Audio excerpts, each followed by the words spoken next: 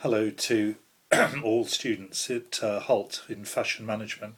As a result of so many students arriving late for our speaker and the delayed start, plus all the technical problems, I was unable to really speak to you about one of the revision topics, which is going to be all to do with ethical fashion. Clearly, ethical fashion will need to be clearly defined at the start of any examination question. As I indicated from several of my slides, the scope and scale of ethical fashion is quite wide, and probably wider as far as I'm concerned than maybe other writers and other lecturers. You will see from my key slide, it ranges over a wide area from social, environmental, ethical, CO2 based issues. It's a very broad spectrum, and often students fail to fully be able to recall what it is. They remember one or two things in an exam question quite clearly. I think there are about 14 or 15 things, including things like lookism, ageism, pollution, labour relations. It goes on the list. So make certain you know what we're talking about, or what you're talking about. The whole area of ethical fashion really falls in any large fashion organisation under the aegis of corporate social responsibility. So, if you like, the umbrella for ethical fashion is that. I indicated to you as well that many observers tend to just talk about sustainability. Again, something which needs clear definition to get the difference between ethical fashion and sustainable fashion in your answer. Excuse me. The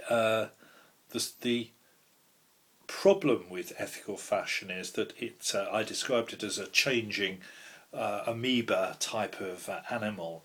Suddenly the media gets hold of child labour, then it gets hold of sweated labour, then it becomes pollution issues, and it tends to move around depending on the fashion of the media at that time. And when I say the fashion of what they're interested in.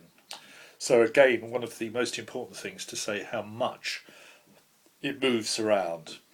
The best examples in examinations that I've seen always include topical issues, and I do ask you to investigate organisations that are ethical traders. I mentioned Marks and Spencer's Plan A. Look for others. I suggested you looked at things like the Ethical Trading Initiative, looked at labour behind the labour behind the label, the International Federation of Textile Union or Textile Workers Unions. There's many different websites. Make certain you know about what different people are doing. Some people focus on fair trade, some focus on organic cotton, some focus on limited environmental emissions. It just changes so much.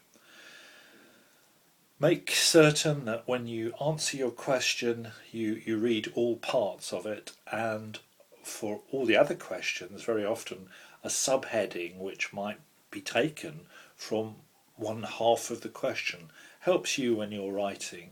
Write absolutely accurately and on the subject. Don't forget to change very quickly after you've written. I think we decided that with the questions you have to answer, 3 questions, probably in 2 hours, 35 minutes plus reading time is important. Probably you will need to explain why this area of fashion is becoming increasingly important and what the significance is to the modern fashion manager. Why care about it? Why do we care about it? Well, obviously it can have profound impacts upon how people perceive your business. Don't forget, I mentioned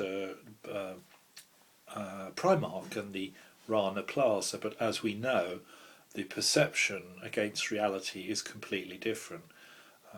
Primark have paid the workers in Bangladesh, whereas companies like Nike and Gap have not, as far as I know, paid. But don't just take what I'm saying here. You must research this subject clearly on the internet and have examples ready to bring out, depending on the spin of the examination question. Okay, I think that probably sums up most of it.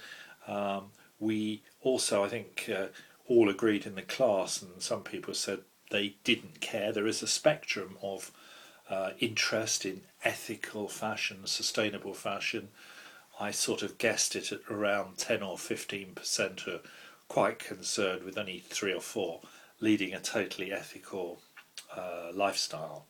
And as pointed out by our very international class at Hult, the approach to ethical fashion in each individual nation varies. In many countries, wearing of fur is totally acceptable, whereas in the UK it's seen as not quite right, but whether it's right or wrong.